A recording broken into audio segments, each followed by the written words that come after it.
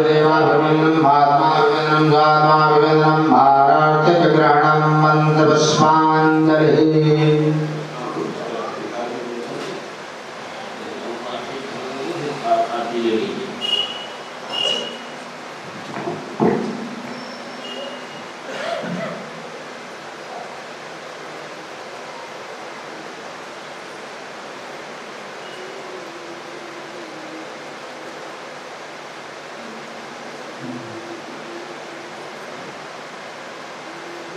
कराया तब जाके हुआ। भगवान ने बताया कि तुम कहा आप कहते हो सखा है, तो सखा तो बराबर होता है, मित्र तो बराबर होता है। तब भगवान का उपदेश होता है। भगवान ने कहा कि तुम अर्जुन नर हो और मैं नारायण हूं। ऐसा कभी कोई युग नहीं था जिस युग में तुम न रहे हो और मैं न रहा हूं। अरे इसी को तो संसार कहते, जहां नर और नारायण दोनों रहा करते हैं, यही संसार है। तो कहा अर्जुन ऐसा कभी नहीं। अर्जुन माने नर, कहा तुम नर हो और मैं नारायण। नर और नारायण के बिना ये संसार था ही नहीं कभी, और कभी रहेगा भी नहीं। यहाँ हर समय नर और नारायण ये दूर रहेंगे। नर मीन्स मनुष्य और नारायण माने साक्षात परमात्मा। तो कहा ये मेरे जीवन के जो है, तुम भी थे और हम भी हैं। बस इतना है कि तुम्हें पता नहीं है कि तुम कौन हो और मुझे पता है कि तुम कौन हो। अपना तो छोड़ दो, मुझे ये पता है कि तुम कौन हो और तुमको ये पता नहीं है कि तुम कौन हो। तुम अपने आप को भी नहीं जानते हो और मैं तुम्हें भी जानता हूं। तब उन्होंने उपदेश किया, कहा इसके पहले तुम्हारे हजारों जन्म हो चुके हैं और उन्होंने गिनाया। एक जन्म में तुम ये थे, अगले जन्म में ये थे, अगले जन्म में ये थे, अगले जन्म में ये थे। कई जन्मों की 2500 जन्मों का दृष्टांत भगवान ने अर्जुन को दिखा दिया। तुम ये थे, अब तुम नहीं जानते हो, तुम अपने आप को ही नहीं जानते हो। भाव यही है और वास्तविकता भी यही है कि आप अपने आप को नहीं जानते हो। गुरु क्या करता है, गुरु का क्या कार्य होता है? गुरु का कार्य है तुम्हें पार पहुंचाना चाहता है, लेकिन तुम वो जीव हो कि तुम पार जाना नहीं चाहते हो। गुरु सतत प्रयत्न करता है अपने शिष्य के लिए, हर समय कोशिश करता रहता है अपने शिष्य के लिए कि मैं इसका उद्धार कैसे कर दूं। वह रोता है, अपने शिष्य की दशा को देखकर वो रोता है, बिलखता है, चिल्लाता है, छटपटाता है, अपनी छाती को पीटता है कि मैं जानता हूं कि इसका क्या होने वाला है। मैं जानता हूं कि इसका क्या होने वाला है। इसलिए गुरु दुखी होता है, गुरु रोता है, गुरु कोशिश करता है, गुरु कभी कभी छल्ला के डांटता है। ऐसे एक पिता होता है, पिता को इतना अनुभव होता है कि अपने पुत्र को जो है वो चाहता है कि मेरा पुत्र मेरे सामने, मैं उसे पढ़ा लिखा करके उसको इतना योग्य बना दूं कि वह अच्छा बड़ा अधिकारी बन जाए। लेकिन पुत्र समझता है, नहीं समझता, वो कभी नहीं समझता है। वो क्या समझता है? पिता का धन है, मौज मस्ती करना है, तब पिता की डांट पड़ती है। पिता कभी कभी क्रुद्ध होकर जो है वह डंडे से प्रहार करता है पुत्र के ऊपर कि तू नहीं मानने वाला है। तो कहा ठीक इसी प्रकार से गुरु भी कभी कभी रुष्ट होता है और देखता है कि मैंने बड़ी कोशिश की, तब लास्ट में कह देता है, जब देखता है कि नहीं सुधरने वाला है तो अंतिम में तब भगवान ने भी एक चौपाई कही है कि होई है सोई जो राम रची। ये हार मानकर बैठ जाता है गुरु भी वहां। अब तब कहता है इन मूढ़ का मैं कुछ नहीं कर पाऊंगा, जैसा विधाता ने इनके प्रारब्ध में लिख दिया है अब वो मिटने वाला नहीं है, वो वैसा ये भोगने जा रहा है। इसलिए कि मेरी बात को नहीं मान रहा है। ये प्रसंग कब कहा? भगवान शिव ने कहा था, पार्वती को समझा समझा कर हार गए। जब उन्होंने राम को, इष्ट देव को प्रणाम किया, वन वन भटक रहे थे भगवान राम। अब ये चौपाई हर जगह फिट नहीं बैठेगी, ध्यान रखिएगा कि हर जगह फिट कर दो तुम, सब अभी छोड़ दो, हो ही सो जो राम रचिला था। अब हम काहे को कर्म करें, काहे को हम कुछ करें, छोड़ देते हैं। नहीं, ये बताया कि जब बार बार उसको समझाने की चेष्टा किया, कोशिश किया, प्रयत्न किया, और फिर उसके बावजूद वह नहीं मान रहा है, तब यह कहा गया जैसे पार्वती, जैसे सती को समझाया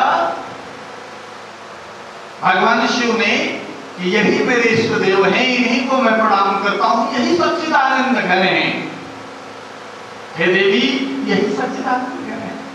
उन्होंने कहा ये कैसे सच्चिदानंद हो सकते हैं जो अपनी पत्नी को नहीं जान रहे हैं, कहीं वृक्षों से पूछते हैं, कहीं किसी से पूछते हैं। भगवान ने कहा इस समय कुछ समय जान की चिन्हारी, ये समय ठीक नहीं है, ये समय ठीक नहीं है। कभी कभी चेला लोग नाराज होते हैं गुरु से। क्यों?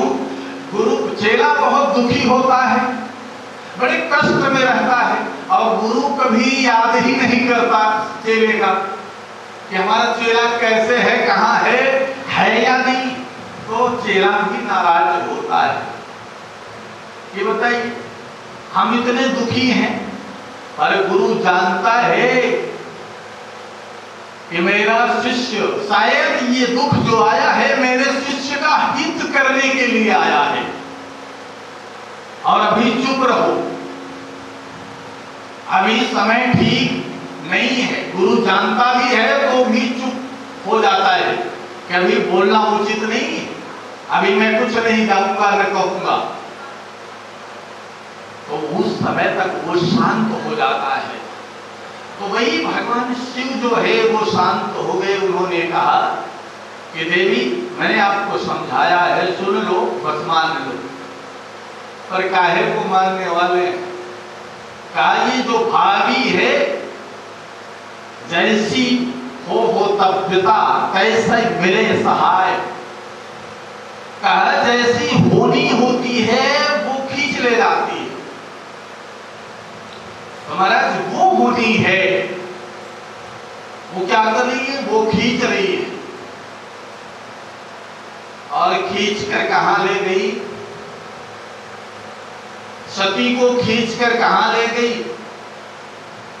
पत्नी से मां बना दिया। भगवान भोलेनाथ ने मां का दर्जा दिया, सन्मुख आसन दीन भवानी, और कहा यह तन सती भेंट।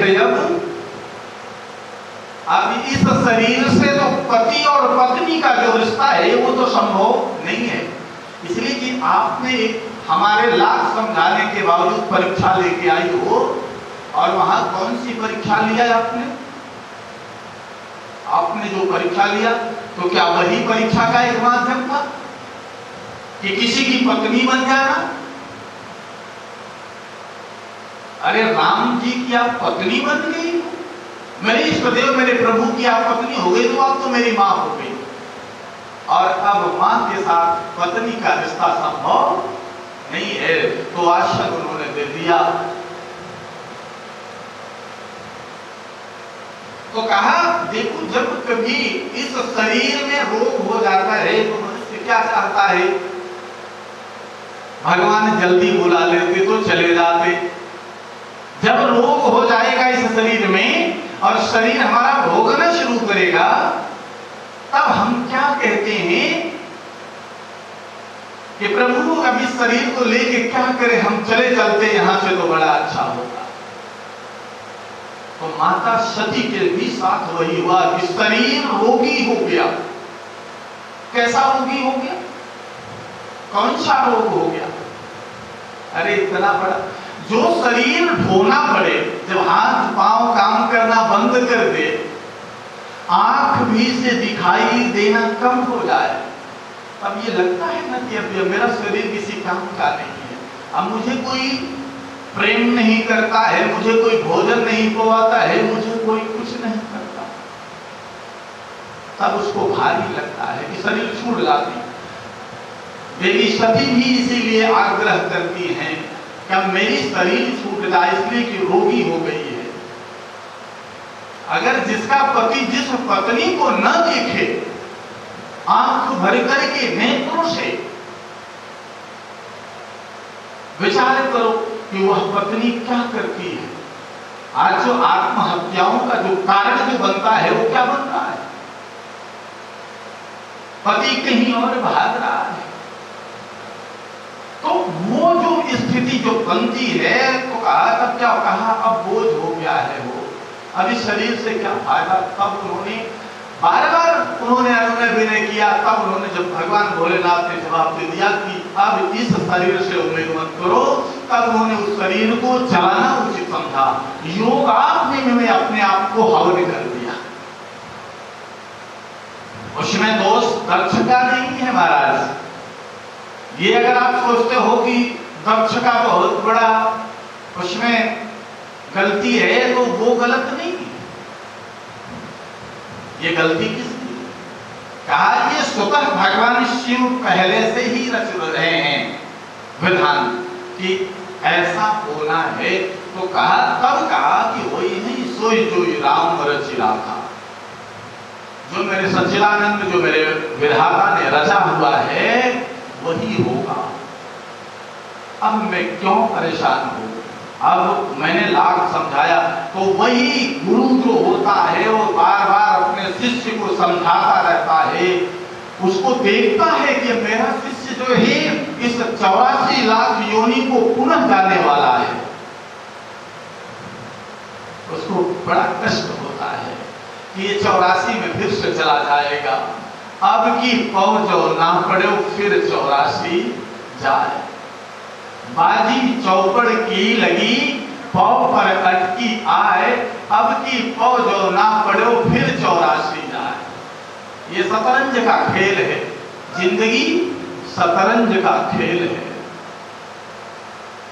और ये ऐसा खेल है कि अब बाजी उधर जाएगी या इधर आएगी कोई जानता नहीं है। सतगुरु के सानिध्य में अगर हम हो गए तो बाजी पलट सकती है और मेरे जीवन का उद्धार हो सकता है। और हमने उनके आदर्शों पर, उनकी आज्ञा पर न चल करके अपनी मनमानी अगर हमने चेष्टा किया तो बाजी इधर भी पलट सकती है। तो मैं 84 की तरफ चला जाऊंगा और तब रोऊंगा, तब गिड़गिड़ाऊंगा, तब क्या होने वाला होगा, तब अनर्थ हो जाएगा। ये होगा कि अभी तक तो मैंने मकान बनाया, गाड़ी खरीदा, ऐश्वर्य। देखो मनुष्य, ये सांसारिक लोग 3 वस्तु में परेशान, क्या? कामिनी, कंचन और कीर्ति। क्या है? एक तो कामिनी स्त्री में परेशान, दूसरा सोना में परेशान, कामिनी कंचन, और तीसरा कीर्ति, अपने नाम बड़ाई के लिए परेशान। मेरा नाम कैसे हो जाए, सारा उपयोग इसीलिए हो रहा है। तुम लड़ते रहो इसी में डूबोगे। ये संसार की वस्तु है। हमने बार बार समझाया है, बार बार कोशिश किया है कि गुरु मंत्र का जाप करो। मंत्र जाप मम दृढ़ विश्वासा, पंचम भजन सुवेद प्रकाशा। इसी में दृढ़ता के साथ विश्वास के साथ, लगन के साथ आप लोग सिर्फ उस मंत्र का जाप करो। मंत्र ही परमात्मा है। अगर मंत्र नहीं है तो कुछ भी नहीं है और कोई मार्ग नहीं है। आप ध्यान रख लो, इस कलिकाल में सिर्फ मुझे तारने वाला या भवसागर पार करने वाला एक ही महामंत्र है। वो क्या है? भगवत नाम या गुरु द्वारा प्रदत्त मंत्र जो प्राप्त हो गया है, उसका खूब जाप करो, उठते बैठते सोते जागते। और इसको मैं गारंटी देता हूं, मैं नहीं, मुझसे भी बड़ा कोई गारंटी दे रहा है। मेरे पुराण दे रहे हैं, मेरे शास्त्र दे रहे हैं, मेरा वेद दे रहा है, उपनिषद दे रहा है। तो तुम एक काम करो, तुम्हारे सारे कार्य बना दूंगा। तुम एक काम करो, मेरी शरण कह लो, तुम्हारे सारे कार्य बना दूंगा, लेकिन तुम मेरी शरण कह लो। पर न मैं वेद की बात मानता हूं, न पुराण की बात मानता हूं, न शास्त्र की बात मानता हूं, और न ही गुरु की बात मानता हूं। अन्यान्य साधन हमने खोज लिया। बोलो, अन्यान्य साधन हमने खोज लिया। क्या खोज लिया? इस कलिकाल में जो लाभदायी नहीं है उसको भी खोज लिया। अगर एक तो नीम के पेड़ पर जाकर के किसी ने जल चढ़ाया तो कल से वहां भीड़ लगना शुरू, उस नीम के पेड़। अरे तुम कैसे मनुष्य हो? आप कैसे मनुष्य हो कि क्या आत्म विवेक आपका कहां खो गया? ये आत्म विवेक आपका कहां गायब हो गया है? अरे महाराज, ये तो गर्त में डाल रहा है, उससे मेरा उद्धार नहीं होगा। जो गुरु ने मार्ग बताया उसको छोड़ दिया, अब अपनी मनमानी करना शुरू कर दिया। अरे इतने दिन मनमानी किए तो थे, तुम इतने दिन अपनी ही मनमानी किए तो क्या पाया? बोलो, इतने दिन अपनी ही मनमानी किया तो क्या पाया? कुछ पाया? और जब कुछ रस मिलने लगा, थोड़ा सा गुरु से प्रेम हुआ, गुरु ने वो कुछ महामंत्र दिया, राम नाम दिया, कृष्ण नाम दिया, राधा नाम दिया, गोविंद नाम दिया, हरि नाम दिया, और जब उसे प्राप्त हो गया तो वो उसको भी छोड़ दिया। कहा महाराज एक माला तो कर लेता हूं, सुबह उठता हूं तो एक माला कर लेता हूं। अब बहुत दबाव बनाया तो कहा दो माला, एक माला शाम को भी कर लेता, एक दीपक। अरे तुम दीपक लगाओ या मत लगाओ, तुम किसी को दान दो या मत दो, तुम किसी की सेवा करो या मत करो,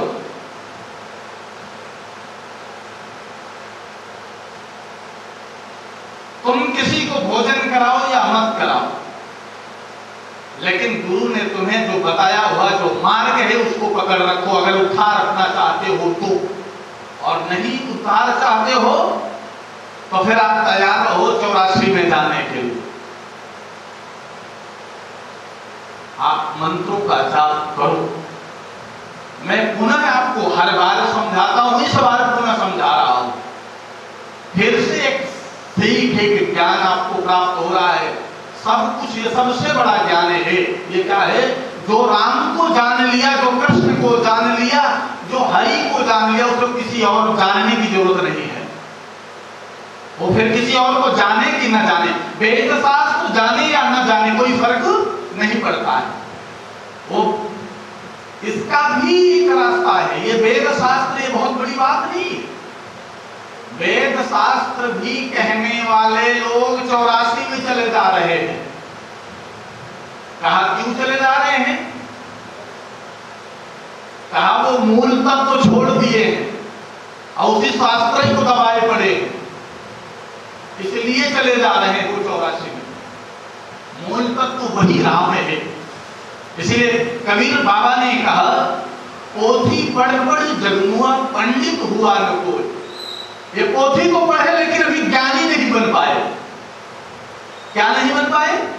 ये अभी अज्ञानी ही बने। पोथी पढ़ पढ़ जगमुआ, ये सारा संसार मर गया पर एक भी पंडित नहीं दिखाई पड़ा। ये तो नाम के पंडित हैं। हाँ, जब पंडितों से छुटकारा मिलेगा तब तो आप आगे बढ़ोगे, इनसे छुटकारा नहीं मिलेगा। ये तो 4 घंटा लपेट देंगे और रुद्राभिषेक में कि हमारा महफिल देखो कैसी सजती है, तो पता चला हम तो उसी में अटक गए।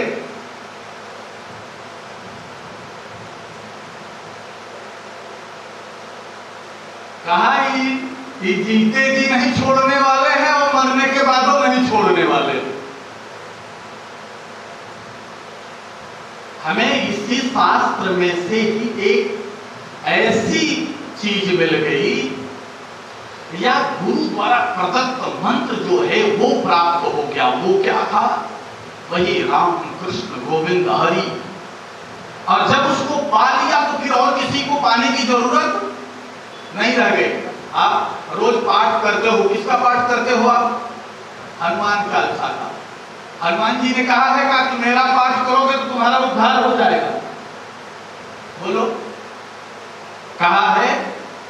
रोज सुबह उठोगे, नहाया नहीं, एक लोटा जल पड़ा नहीं सर पे, जय हनुमान ज्ञान गुण सागर, जय गतिश तिम लोक उजागर, रामदूत तुल्य धामा, अंजन पुत्र पवन सुतामा, महावीर विक्रम बजरंगी, कुंवर तिवार सुमति संगी, कंचन वरण विराज सुवेशा, कानन कुंडल कुंडल। आप पढ़ते चले जाओगे। इसके अर्थ को कभी आपने आशय को समझा? नहीं, हमसे वो मतलब नहीं है। इसलिए कि हमें अभी वो वास्तविक हमें ज्ञान कराने वाला गुरु ही नहीं मिला। दुर्गा सप्तशती पढ़ने पर शुरू हो गए, पाठ करते चले जा रहे हैं धड़ाधड़ धड़ाधड़ धड़ाधड़, और पाठ करते 70 वर्ष बीत गए, बुढ़ापा आ गया, शरीर जाने वाला है। एक पंडित जी थे, एक बार 2003 में हमने एक गायत्री महायज्ञ कराई थी। बहुत बड़ी यज्ञ थी। जब वो प्रारंभ हुई तो वो तंत्र के बड़े जानकार, उन्होंने कह दिया, कहा मैं ऐसा कुछ कर दे रहा हूं कि महाराज जी जो है उस समय मेरी अवस्था जो है बिल्कुल पीक युवा अवस्था थी, शायद 21-22 की अवस्था में थे और घोर तपस्या थी। उनका आशय ये था कि अब मैं अग्नि को बांध दे रहा हूं, अगर इनमें सामर्थ्य हो तो ये छोड़वा दें। 31 आचार्य उसमें थे। अब सारे आचार्य बार बार मेरे पास, हमारी कुटिया बगल में लगती है, यज्ञ से लेना लाना था नहीं, हम गंगा के किनारे कुटिया में बैठे। आचार्य लोग कुछ दूर पर गए। इसके बाद मुझसे कहा, महाराज जी 1:30 बज गए, सुबह 8 बजे से अग्नि मंथन हो रहा है और अग्नि देवता प्रसन्न नहीं हो रहे हैं। हमने मुस्कुराया, हम कहे तुम कैसे आचार्य हो? अरे जाओ प्रार्थना करो अग्नि देवता से। अग्नि देवता का लगता है प्रार्थना आपने किया नहीं है, इसलिए जाओ करो। बिल्कुल होंगे। फिर गए आचार्य, 3 बार मेरे पास आए, 3 बार हमने वापस कर दिया। 3 बज गया, महाराज जी सारा मुहूर्त गायब हो गया, अब कुछ नहीं होगा, अग्नि देवता प्रसन्न नहीं है। हमने बुलाया कि जो 75 साल वाले आचार्य जी हैं वो कहाँ हैं? महाराज यज्ञशाला से निकलते ही नहीं है, सब खाना पीना दाना पानी सबने किया, उन्होंने कुछ किया नहीं है। और एक यंत्र बना करके वो कागज पर, भोजपत्र पर उसी को दबाते थे।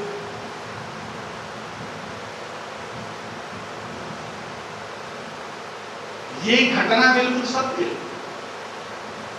और इसके बाद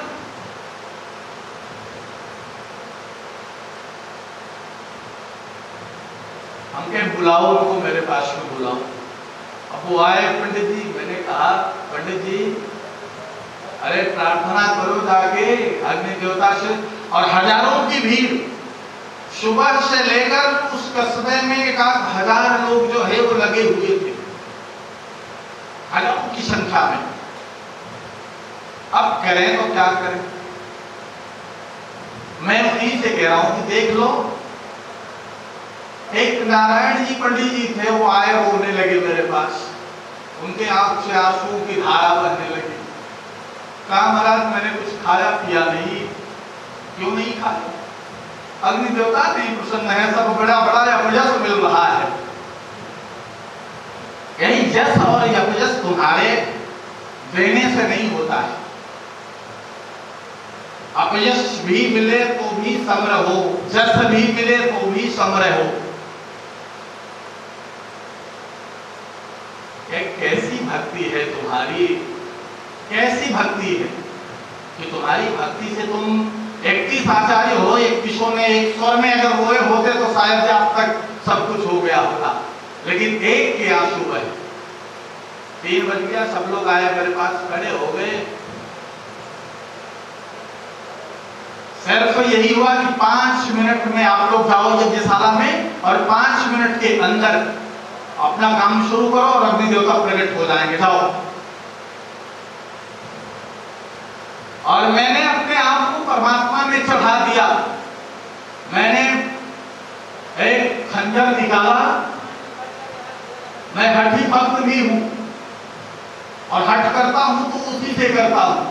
मैंने उस समय एक खंजर निकाला और मैंने कहा 5 मिनट का समय दिया, लड़ूंगा तो तुम्ही से लड़ूंगा, इसलिए कि तुम्हारी ही निरंतर सेवा किया है, तुम्हारे ही नाम का उच्चारण किया हो, सिर्फ तुम्हें ही याद किया हो। और 5 मिनट के बाद मेरे प्राण यहां निकलेंगे। अब तुम याद रखो, 5 मिनट का समय दिया, 2 मिनट के अंदर अपने आप ज्वाला जो है वहां से प्रकट हो गई अग्नि देवता की विशाल। लोगों ने यह समझ रखा, उसमें पागल लड़की भी ठीक हो गई। वो बार बार लोग ले आते थे मेरे पास, हमने कहा हमारे पास ले आने की जरूरत नहीं, जाओ कह दो जब भगवान की परिक्रमा कर ले वो ठीक हो जाएगी। उस दिन वो परिक्रमा किया, रात में सोया और ठीक हो गई। ये सिरसा की घटना है। ये सिरसा की घटना है 2003 की, 2002 की। वो लड़की ठीक हो गई।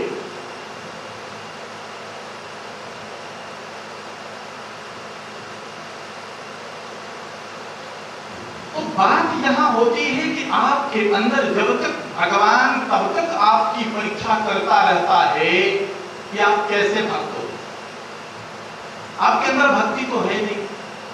अब आप पता नहीं कौन कौन सी पद्धतियां बना रखे हो अपने से, थोड़ा सा शास्त्र को पढ़ा और पढ़ करके वही पालन करना शुरू कर दिया।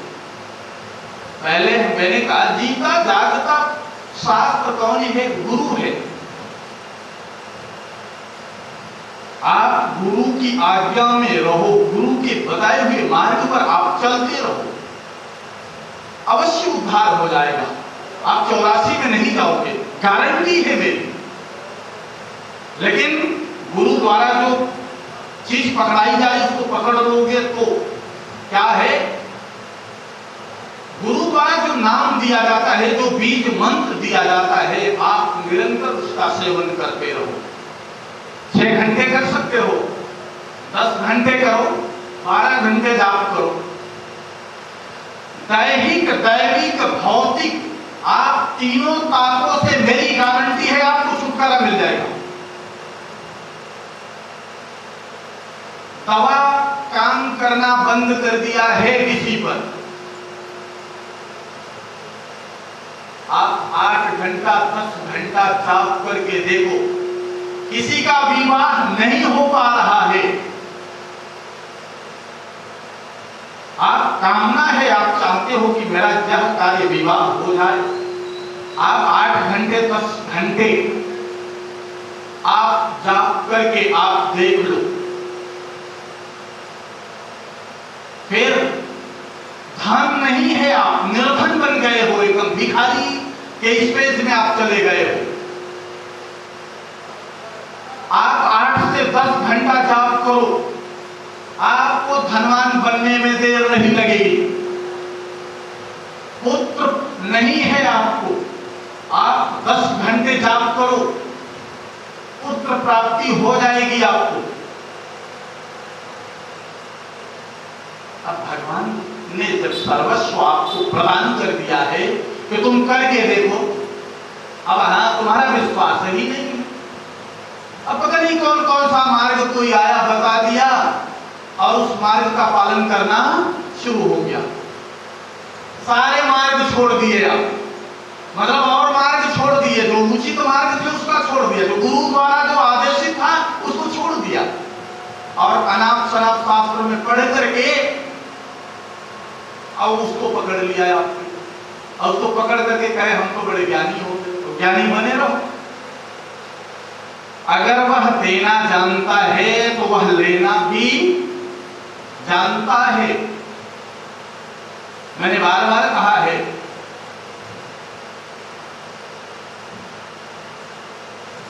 अगर वह देना जानता है तो वह लेना भी जानता है।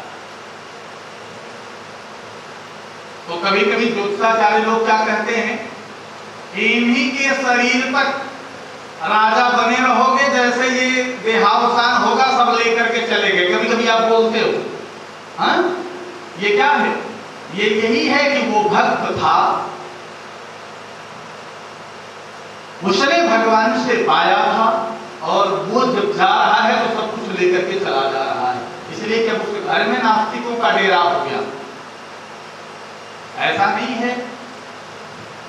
हम लोग जानते हैं इस बात को कि जब आपके अंदर गुरु भक्ति नहीं है तो भगवान की भक्ति आपके बस की बात नहीं है। फिर आप खेला हो रहा है आडंबर, आप क्या जान लो कि छल हो रहा है। जैसे आप छल कर रहे हो ना, आप छले जा रहे हो, आप छल कर रहे हो, सोचते हो कि मैंने गुरु जी के साथ बढ़िया छल कर लिया, आज बता दिया कि हम गुरु जी बीमार हो गए हैं। वर्ष में एक बार गुरु पूर्णिमा का शुभ अवसर मिलता है, गुरु दर्शन पूजन और सत्संग का, और जब हम इतने अभागे हैं कि उनका उस दिन भी अगर हम 365 दिनों में एक दिन भी हम उनका भजन नहीं कर पाते, सेवा नहीं कर पाए, उनका पूजन नहीं करो, तो हमसे जैसा अभागा। फिर तो ये मत सोचना कि भगवान प्रसन्न हो जाएंगे। तुम लाख घंटी हिलाओ, तुम 4 घंटे बैठकर ऐसे घंटी हिलाते रहो, कुछ नहीं होगा। ये मेरी बात याद रखना। तुम रोज गंगा नहाओ, इसलिए गुरु ने नहीं बताया था तुम्हें गंगा नहाने के लिए। तुम तो अपनी मनमानी आचरण में उसको ले आई। गुरु ने क्या बताया था? राम नाम का महामंत्र दिया था कि तुम घोर जंगल में भी रहो। अच्छा, क्या सौराष्ट्र वाले जो हैं, गुजरात के लोग, महाराष्ट्र के लोग, क्या वो भगत नहीं है क्या? वो गंगा वे स्नान नहीं करते, उनको गंगा जी नहीं मिलती, तो क्या वो नहीं करते हैं क्या? आप तो बड़े भाग्यशाली हो। बोलो, आप ही बड़े भाग्यशाली हो। कुछ नहीं, अगर गंगा नहाने से तर जाते तो सारी मछलियां बैकुंठ में पहुंच गई होती। उनका जो है रक्तपात नहीं होता, गंगा जी से निकालकर उनको खच्चर से काटा जाता है। कसाई ले जाकर के कैसे काटता है तो क्या हो जाता है? कहा जब तक अज्ञानता है, जब तक अज्ञानता है तब तक उद्धार नहीं होगा। जिस दिन ज्ञान आ जाएगा उस दिन उद्धार हो जाएगा। हमें गंगा मिले न मिले, हमें दान करने को कोई मिले न मिले, हमें भोजन कराने को कोई मिले न मिले, पर मेरे मुखारविंद से राम नाम न छूटे, बस इसको पकड़ के रखो। अंतराम कही आवत नाही, जन्म जन्म मुनि जतन कराही, कलयुग केवल नाम यधारा, सुमिरि नर उतरे पारा। इस कलिकाल का एक ही महात्मा है, वो है कृष्ण नाम, वो है राम नाम, वो है हरि नाम। और इतना सहज है, अब सहज चीज परमात्मा ने आपको दे दिया है, पकड़वा दिया है। गुरु द्वारा वही प्रदत्त मंत्र बीज मंत्र के रूप में दिया जाता है, जिसको पकड़ करके और आप मोक्ष को प्राप्त हो जाओ, पुनर्जन्म पुनर्मृत्यु दोनों के परे निकल जाओ। ये कोशिश करो तो आप सयाने बनो, ज्यादा योग्य बन जाओगे नहीं। गुरुजी ने जो बताया उसको तो यही भूल जाते हैं। अब हम आगे जो कर रहे हैं, देखो एक आदत होती है। कोई कहता है जब तक दुर्गा सप्तशती का कवच अर्गला कीलक और सूक्त का पाठ नहीं करता हूं महाराज, तब तक जो है चैन नहीं पड़ता। आप जिसकी आदत पकड़वा लोगे वही आपकी आदत बन जाएगी, वही शुमार हो जाएगा, वैसा ही लगेगा। तो आप मंत्र जाप की तरफ आप बढ़ो आगे। कैसे बढ़ना है, इसको पकड़ो जो वेरी इंपॉर्टेंट है। ये सब बताएंगे नहीं, मैं बार बार बताऊं आपको, सब भटकाएंगे और आप भटकोगे। यही संसार में गोल गोल घूमना है। कोई जानबूझ करके नहीं बताएगा, जानता भी है तो भी नहीं बताएगा। कहा इसमें योग ध्यान समाधि सब कुछ नगण्य है। इस कलिकाल में सब नगण्य है। योग ध्यान समाधि कुछ भी करने का लाभ नहीं। अगर लाभ है तो एक चीज का है, कहा वो कृष्ण नाम और राम नाम लेते हो, सोते जागते उठते बैठते आप लेते रहो। देखो कोई रोक ले तो आप बताओ, जो फिर क्या होगा कि जो इच्छा कीन्हो मनमाही प्रभु प्रसाद कुछ दुर्लभ है। जब भगवान से इतना प्रेम हो जाएगा,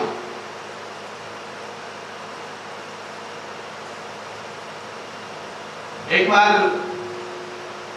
अकबर ने बीरबल से कुंभ लगा हुआ था आए पूछने के लिए। देखा तो व्यवस्था को देखना चाहते थे, सारी व्यवस्था को देखा तो देखा कि सब कोई कुछ पहना नहीं है, कड़ाके की ठंड है और साधु संत लोग जो है भगवान का पूजन करने के पश्चात ये लगे हुए हैं, राम राम राम राम राम, जहां जा रहे हैं ध्वनि सिर्फ राम राम की ध्वनि ही सुनाई पड़ रही है। राम राम की ध्वनि चारों तरफ जो है वो सुनाई पड़ रही है, राम नाम की।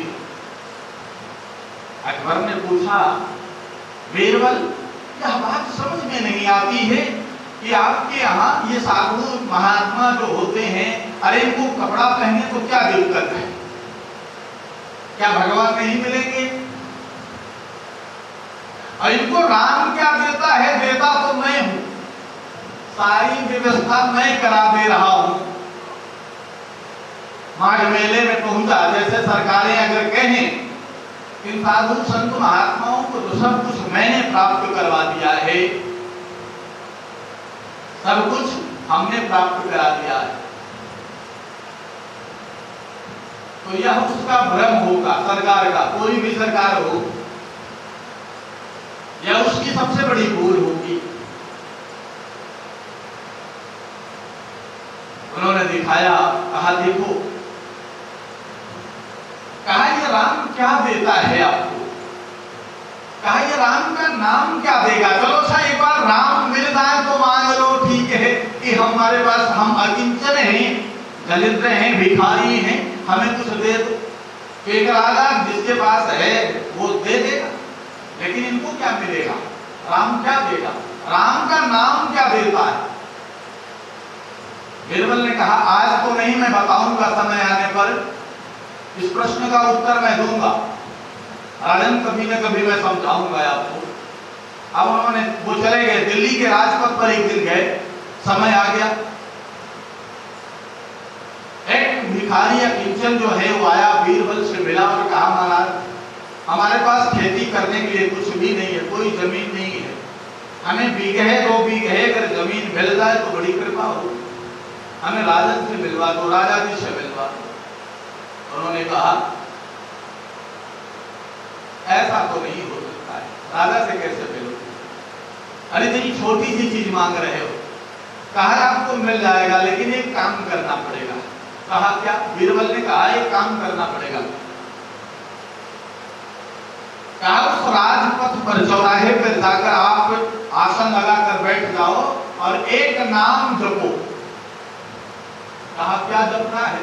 कहा 3 दिन तक सिर्फ जपना होगा, चौथे दिन मैं आ जाऊंगा, लेकिन मैं जब तक न आऊं कोई भी चला जाए, अकबर भी चले जाए, राजा भी चले जाए तो भी उठना मत।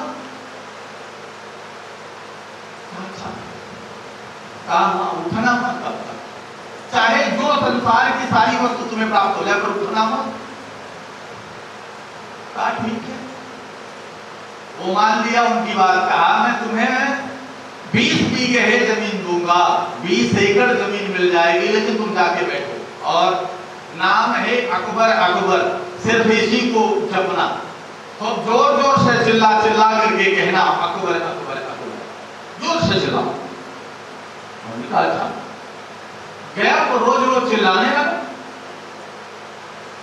एक दिन बीत गया, एक 24 घंटे के अंदर शोर हो गया चारों तरफ, अरे राजा का नाम कोई ले रहा है। अकबर के पास भी संदेशा पहुंच गया कि महाराज आपके नाम का उच्चारण कोई कर रहा है। अकबर ने सेनापति को भेजा, कहा जाके देखो उसको क्या कम है, दे दो भाई, जाके दो उसकी समस्या को सुनो, हमारा नाम ले रहा है तो उसको जाके दो। और सब गए, सेनापति वापस आए, उसने कहा तुम लोग खाओ, मुझे बोलने दो। नहीं माना, आज फिर बताएगा महाराज कह रहे हैं कि जब तक कोई किसी के कहने पर वो मान नहीं रहे हैं। अच्छा, तीसरा दिन आया, तीसरे दिन वो रथ पर आरूढ़ होकर रानी के समेत सेनापति के साथ बीरबल साथ में हैं और तीसरे दिन वहां पहुंचा और अकबर ने कहा कि मैं तुम्हें 500 एकड़ जमीन दान देता हूं, अब तुम उठ जाओ, मैं तुझे एक जमींदार बना देता हूं, जागीरदार बना देता हूं, तुम्हें महल भी दे दूंगा, कुटिया भी बनवा के दे दूंगा, उठो तुम। बीरबल मुस्कुराए और जोर से कहा महाराज आप सांसारिक राजा हो, चक्रवर्ती राजा हो, दिल्ली पर बैठे हुए हो तख्त पर, आपका नाम सिर्फ इसने 3 दिन लिया है और 3 दिन में आप विह्वल हो गए कि मैं इसको क्या दान दे दूं। और उन संतों का पिता, उनका गुरु तो वही ऊपर वाला वो राम ही बैठा है, इसलिए वो राम राम कहते रहते हैं, उसका नाम लेते हैं तो जो चाहते हैं, जो इच्छा कीन्ह मरमाही प्रभु प्रसाद कुछ दुर्लभ नहीं। कहा वो राजा भी बना देते हैं, वो पुत्रवान भी बना देते हैं, वो धर्मवान भी बना देते हैं, उसको सांसद मिनिस्टर मंत्री भी बना देते हैं, जमींदार भी बना देते हैं, जो वो इच्छा रखता है उसकी इच्छाओं की पूर्ति कर देते हैं। तब वो चरणों पर गिर पड़ा और तब समझ में आया उसके राम नाम की महत्ता। इस राम नाम के महत्व को आप नहीं समझ पा रहे हो, आप भ्रमण कर रहे हो। पता नहीं कोई कह दिया अरे फलाना तांत्रिक है, बहुत बढ़िया तांत्रिक है, तो आप अपनी लुटिया मुटिया लेकर उसके पास उसका नाक, उसके दरवाजे पर नाक रगड़ना शुरू कर दिए। संसार में ऐसा कोई व्यक्ति नहीं है कि जो तंत्र नहीं, वो छल कपट है। फिर इस बात की गारंटी दे रहा हूं कि वो छल कपट से तुम्हें जो है प्रभावित करता है। ऐसा कोई संसार में नहीं है कि तुम्हें दुख आया और तुम्हारे दुख का वो शमन किसी तंत्र से हो जाएगा। किसी को बीमारी आई और बीमारी उसकी तंत्र से खत्म हो जाएगी, ऐसा कोई सामर्थ्यशाली पैदा नहीं हुआ है। जो तुम्हारे जो दंड है, प्रारब्ध, जो भोग जो तुमने कर्म किया है, वो तुम्हें ही भोगना पड़ेगा। इसलिए अच्छे कर्म करो, नेक कर्म करो, किसी का अहित न हो, किसी की हत्या न हो, किसी मांस भक्षण न करें, मदिरा का सेवन न करें, किसी आत्मा को दुख न दें। हम जो देंगे वो हमें वापस आए करके मिलेगा। हम जो देंगे वो वापस पाएंगे, आप याद रखो। उसमें कोई काट नहीं सकता, चाहे जिस गुरु के पास चले जाओ। तो कहा फिर करेगा, तो कहा यही ये भगवत नाम ही हमें सबसे मुक्ति दिलाएगा, हमारे प्रारब्ध को भी नष्ट करेगा, हमारे संचित को भी नष्ट करेगा, हमारे क्रियमाण को भी आगे लेकर के चला जाएगा। संचित, प्रारब्ध और क्रियमाण, ये जो तीन कर्म है ना, ये तीनों को, प्रारब्ध को नष्ट करेगा और संचित को भी आगे ऐसा रास्ता बनाएगा कि थोड़े से में भूख करके आप खाली हो जाओगे। सुबह से मेरे पास लगभग 100 फोन आए होंगे।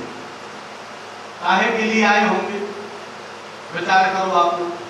इसलिए 100 फोन आ गए कि गुरु जी पहुंच ना पा रहे हैं, गुरु पूर्णिमा है, प्रणाम कर लेता। हाँ? अब कहीं ऐसा ना हो जाए कि वहां पहुंचेंगे तो 500 रुपया खर्च हो जाएगा हमारा। हाँ? मात्र एक छोटे से तिल के लिए क्या आप भक्ति करोगे? ऐसे पवित्र पर्व को आपने छोड़कर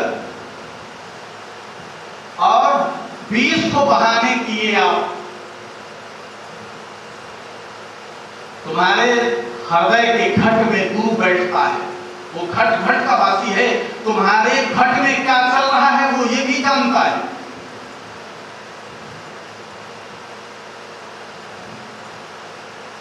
क्या करोगे इसको रख करके? कोई काम आएगा?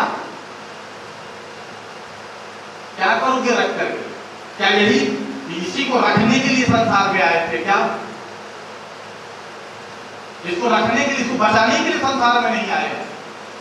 परमात्मा से प्रार्थना ये करो कि ये आता रहे और जाता रहे, हमारे सत्कर्म में ये जलता रहे, ये इकट्ठा न हो। इकट्ठा होगा तो अनर्थ कराएगा।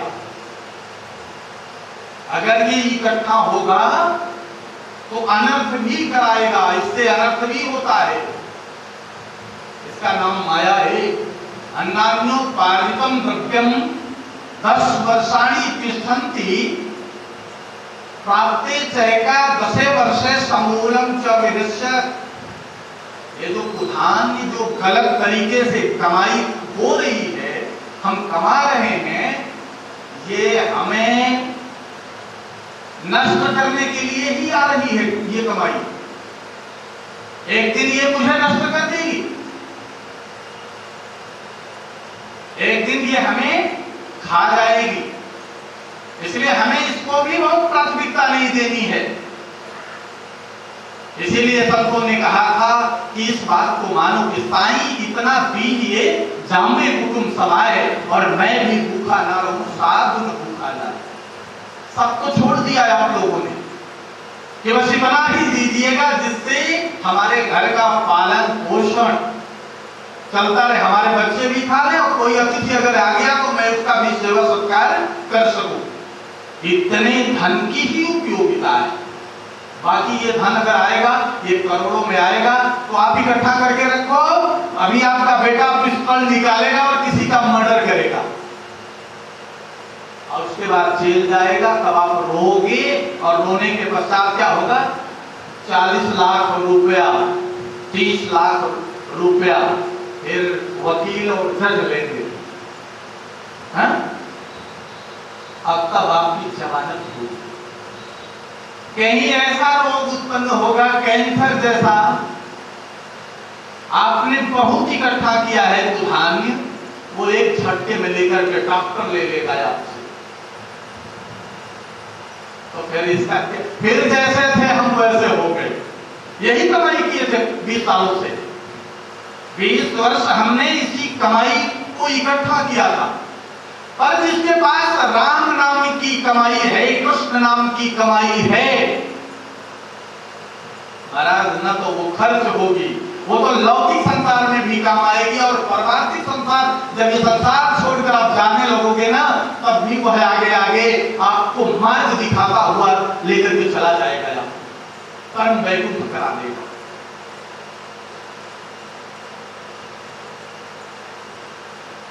तो ये भक्ति है।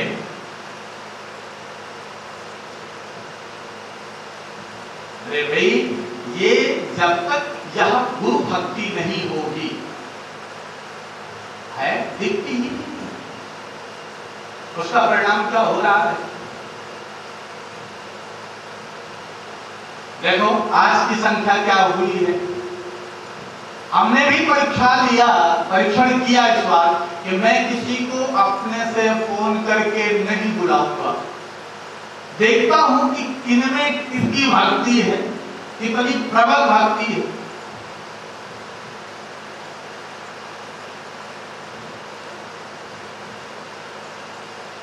देखो आधी हो गई ना, आधे हो गया,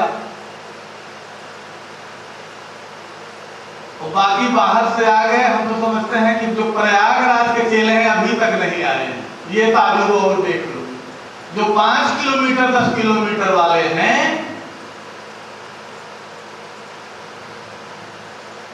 ये गुरु भक्ति है। कैसी भक्ति है महाराज, इससे उद्धार नहीं होगा, ये कलंकित भक्ति है।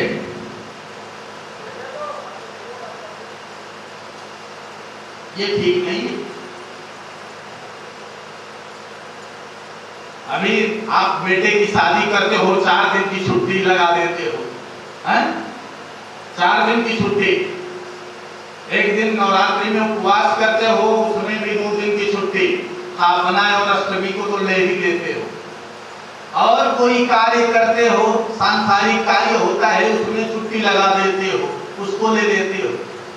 लेकिन एक गुरु पूर्णिमा इस समय जो है जब आया, तो कुछ लोग तो ये सोच रहे हैं कि ऐसे राइट टाइम पर पहुंचेंगे कि महाराज जी भी सत्संग खत्म कर दिए होंगे, विराम कर दिए होंगे, सीधे भंडारा में प्रसादी हुई और उसके बाद फिर से निकले। समय व्यर्थ नहीं जाएगा मेरा, एक भी समय व्यर्थ न जाने पाओ। देखो चले ही आ रहे हैं लोग, ये भक्त लोग हैं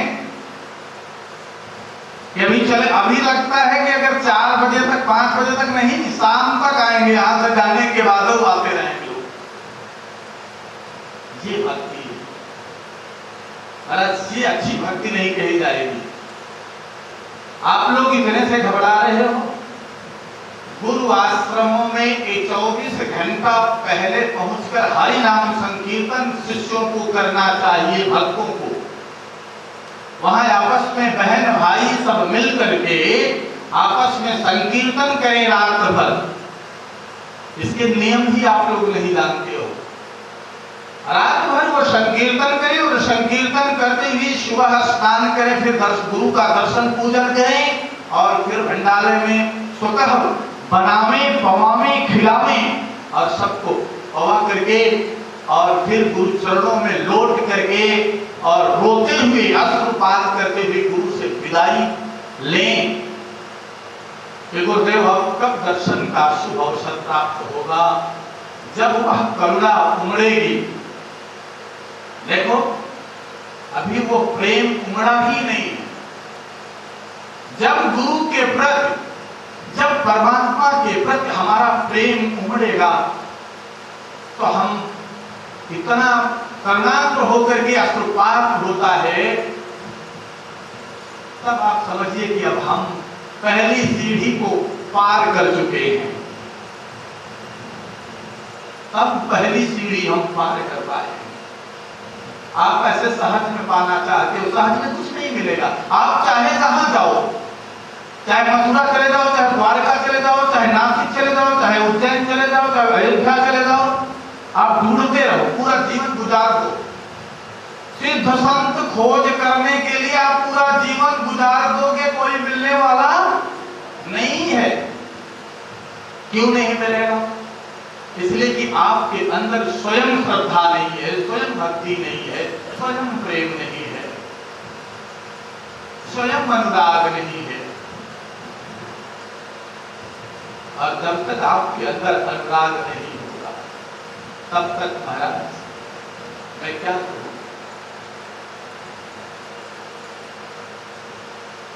मिलहि न रघुपति बिनु अनुरागा, किए जोग जप तप ज्ञान विरागा। महाराज सब कुछ नगण्य है, यज्ञ ध्यान ज्ञान बुद्धि सब व्यर्थ है, किसी काम नहीं आएगा। कहा कब क्या? कहा जब तक आपके अंदर अनुराग नहीं होगा, जब तक आपके अंदर प्रेम नहीं होगा,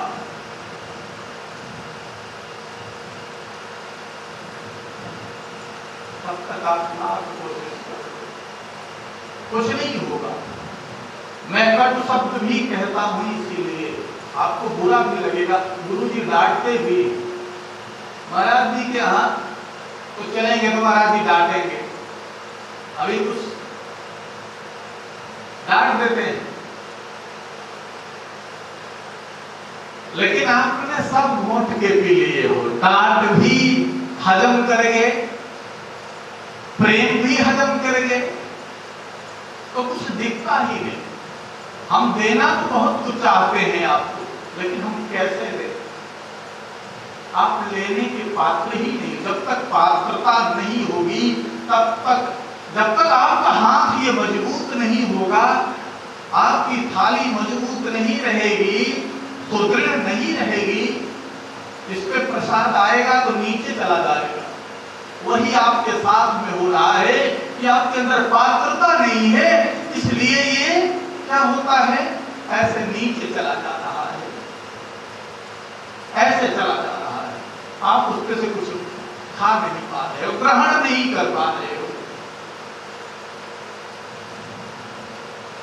ये कैसा अनुराग है? आप अनुरागी बनो, आप बनो। में बार बार मैंने कहा कि सब कुछ सर्वस्व प्रदान हो जाएगा, सब कुछ मिल जाएगा आपको। आप किसी के पीछे मत भागो, मत भटको। सिर्फ गुरु ने जो मार्ग दिया है, गुरु आज्ञा में रहो। हाँ, एक बार जरूर प्रकाश डालूंगा कि गुरु योग्य हो, गुरु जानकार हो, गुरु विवेकशील हो। ऐसा न हो कि गुरु का बेटा फिर गुरु, उसका नाती फिर गुरु, तो महाराज उससे उद्धार नहीं होगा, उसको बदलना पड़ेगा। ये जो आपने सीढ़ी जो पकड़ रखी है, वो गलत सीढ़ी है, वो किसी काम की सीढ़ी नहीं है। ये सीढ़ियां हैं कि गुरु बनाया, फिर बेटे को भी गुरु बना लिया, फिर उनके नाती को भी गुरु बना लिया, फिर पंक्ति को भी गुरु बना लिया। आप लोग गलत मार्ग पकड़ रहे हैं।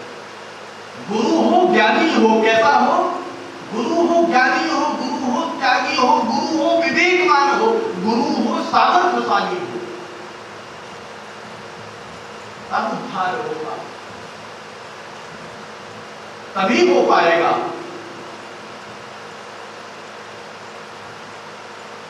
वैसे भी मेरे पास पात्रता नहीं है, दूसरा गुरु भी वैसे ही मिल गए हैं, हाँ?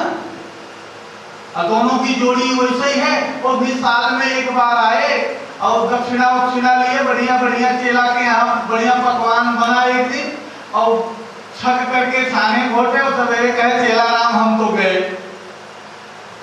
और चेला राम उनकी विदाई हुई, रास्ते आधे रास्ते तक पहुंचाया भी, क्या बात है? तो कहा जाता गुरु है अंधरा चेला निपट। चेला तो बहुत बड़ा मूड है जो ऐसे लोगों को गुरु बनाता है। जाका गुरु है आंधरा चेहरा निपट निरंत अवंधी अंधा टेलिया दो कूप पड़। वो तो कुआं में जा ही रहा है, उसको भी साथ में लेकर के जाएगा। इसलिए गुरु कीजिए जान के, पानी पीजिए छान के, ये आपके विवेक पर। जब तक गुरु सचमुच न मिले तब तक आप धैर्य पूर्वक भगवत नाम का स्मरण करते रहो, तब तक भगवत नाम का सुमिरन करते रहो। वो मिलवा देंगे एक न एक दिन, अच्छे गुरु की प्राप्ति करा देंगे और तब आपका उद्धार हो जाएगा। इसलिए इस प्रकार से आप सुमिरन करो, भगवान का नाम जप करो। देखो सिर्फ एक ही बात है, नाम के सिवा कुछ नहीं है। बीज मंत्र लो और उसी का जाप करो, निरंतर जाप करो। राम नाम, कृष्ण नाम, गोविंद नाम, हरि नाम, इसका निरंतर जाप करो। आप 6 घंटा करके देखो रोज। यार आप तो करते ही नहीं हो, हम तो गारंटी देने बैठे हुए हैं आप कि प्रैक्टिकल करो तब मुझे वरदान देने आओ, मुझे बताओ कि हाँ मेरा ये काम नहीं हुआ। आप करो तो सही।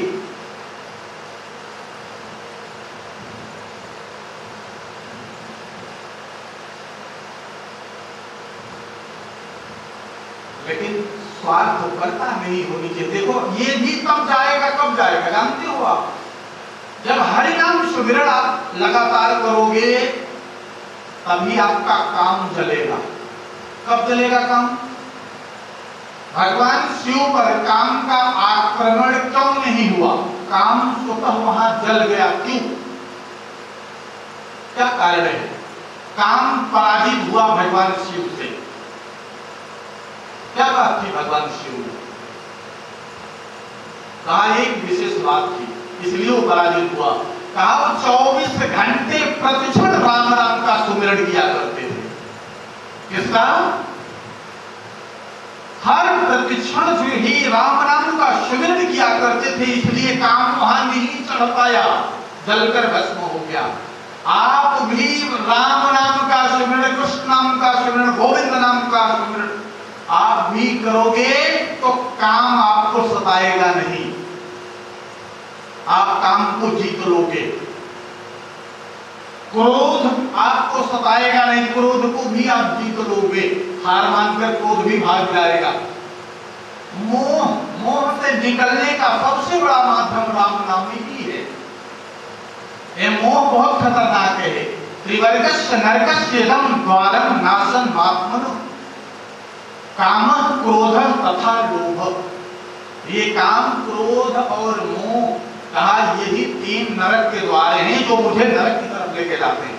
एक काम, एक पराई स्त्री में जब हम आकृष्ट होते हैं, हमारा मन उसमें लगता है तो हमें बहुत बड़ा अपराध लगता है, हमें नरक की तरफ रास्ता हमारा तुरंत खुल जाता है।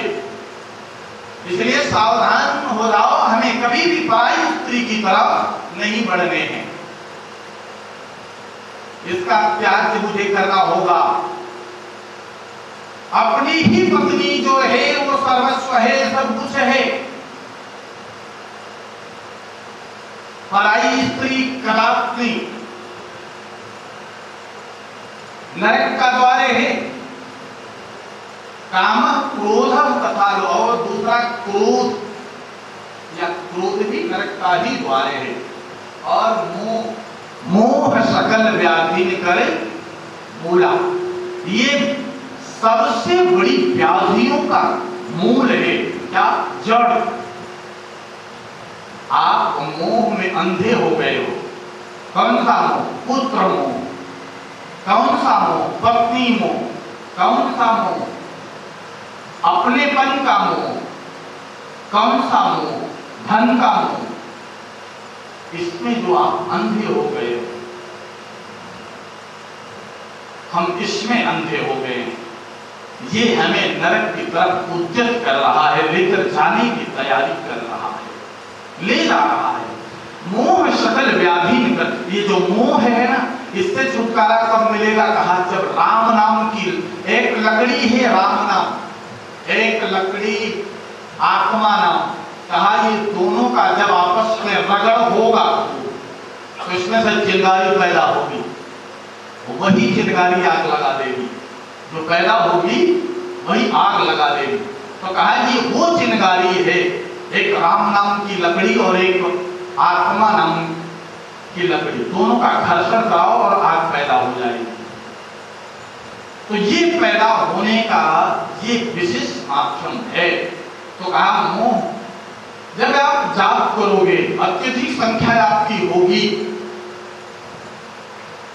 तब ये लगेगा, तब आपको ये भाव आएगा कि जैसे मेरा बेटा वैसे पड़ोसी का भी तो बेटा ही है, उस पर भी दया आएगी। वैसे और किसी को देखे तो उस पर भी दया आएगी कि जैसे मेरा पुत्र वैसे ये भी तो पुत्र है, जैसी मेरी बहन वैसी ये भी तो किसी की बहन है, जैसी मेरी बेटी वैसी ये भी तो किसी की बेटी है। उसके प्रति आपको आगे बढ़ोगे, तब तक आप आगे नहीं बढ़ोगे। सिर्फ मैं मेरा में फंसे रहेगा ये जीव, कि बस मैं जितना इकट्ठा किया हूं हमारे काम आएगा, मेरे बेटे के काम आएगा, मेरे नाती के काम आएगा, बस यही गुणा गणित चल रहा है। कितना कितना बचा के रख दें, बैंक बैलेंस कर दें कि जो बैंक बैलेंस हो वो आगे काम आ जाए, ये ठीक नहीं है। बात ये क्या है, इसके ऊपर उठो, इसके ऊपर उठो, इसके ऊपर आपको उठना पड़ेगा।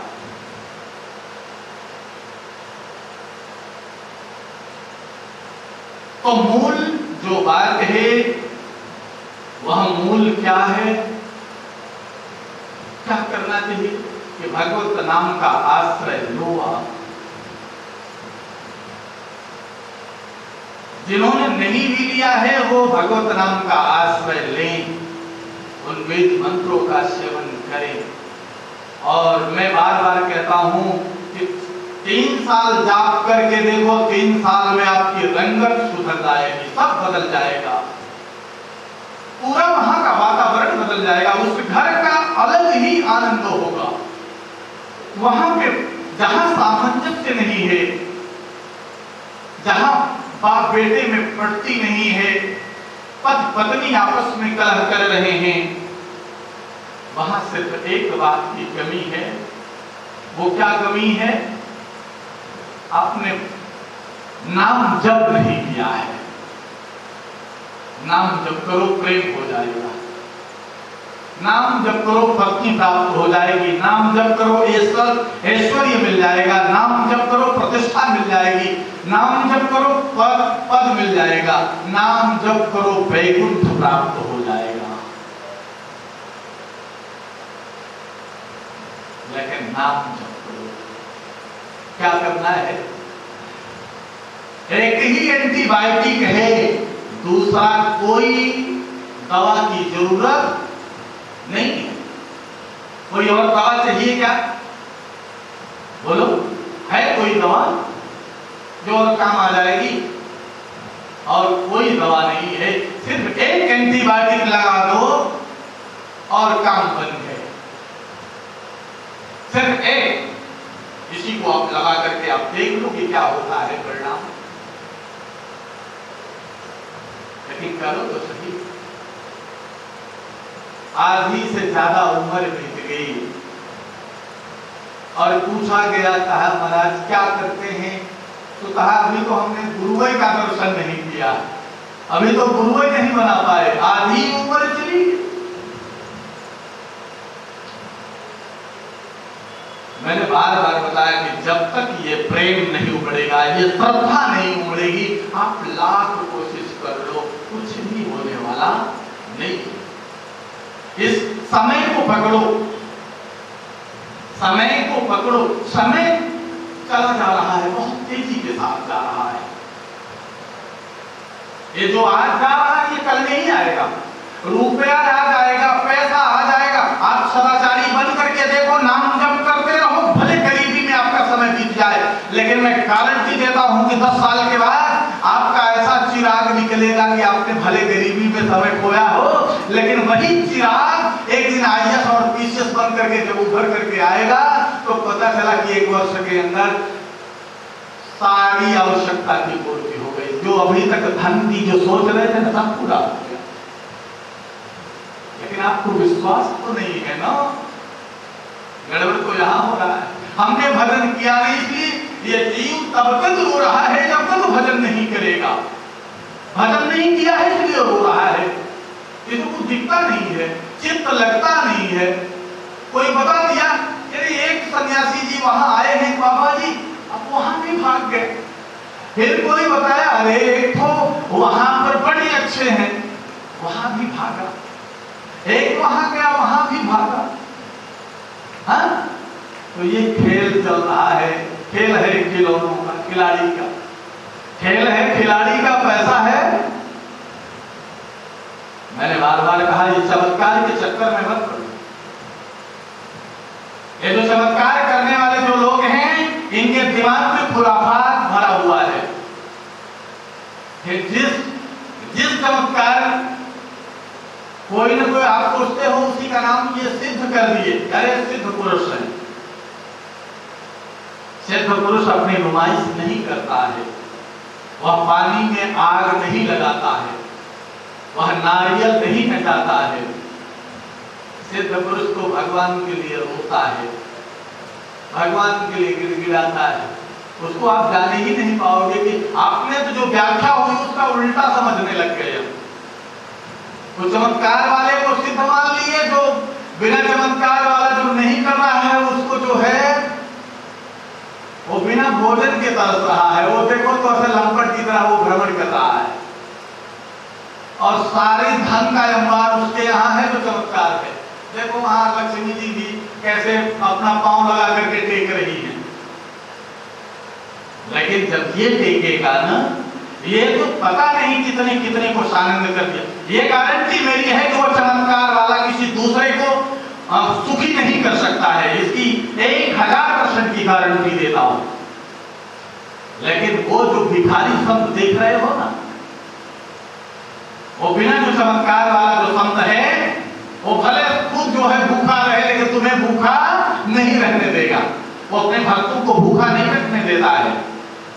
वह अपना सर्वस्व से न्यौछावर कर देता है, सर्वस्व अर्पण कर देता है।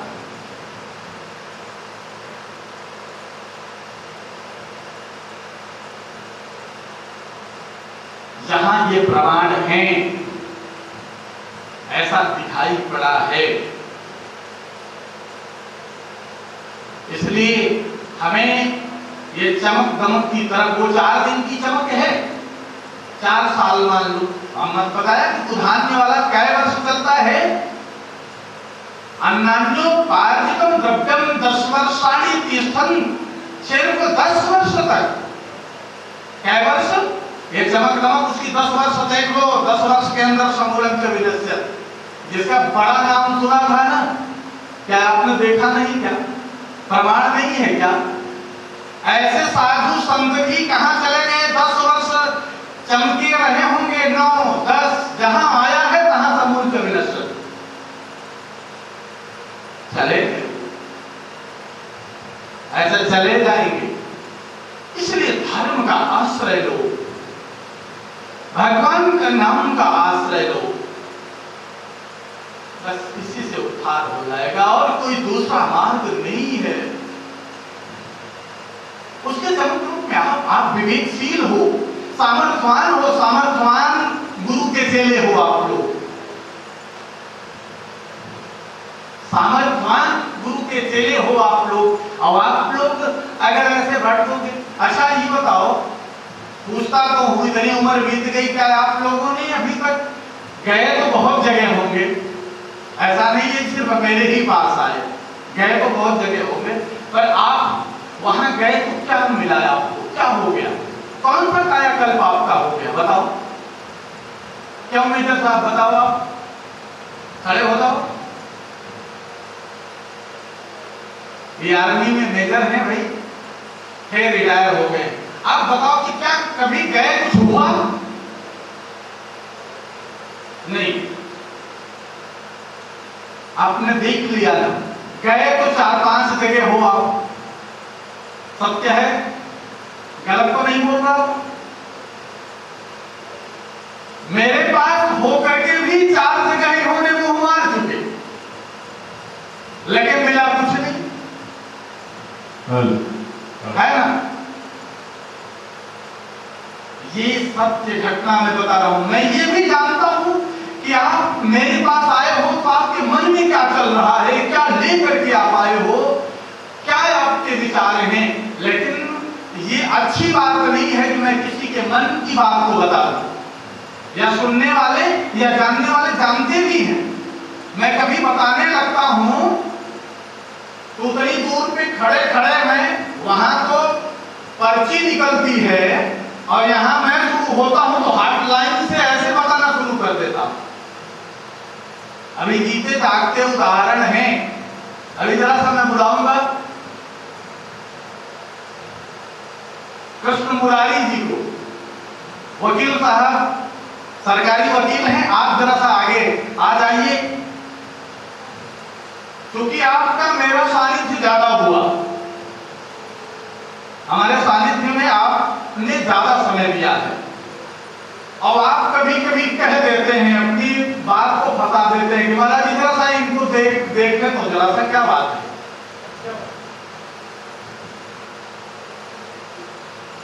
और जब आप बता देते हैं तो पूछो कि मैं क्या बताता हूं उनको।